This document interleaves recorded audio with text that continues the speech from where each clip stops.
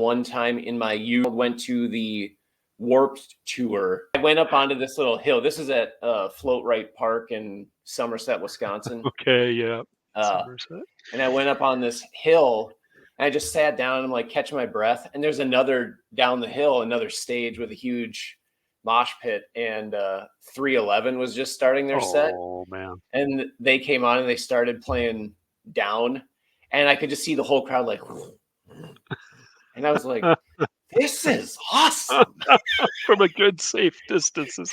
I'm sitting, probably having a snack, grooving to some 311.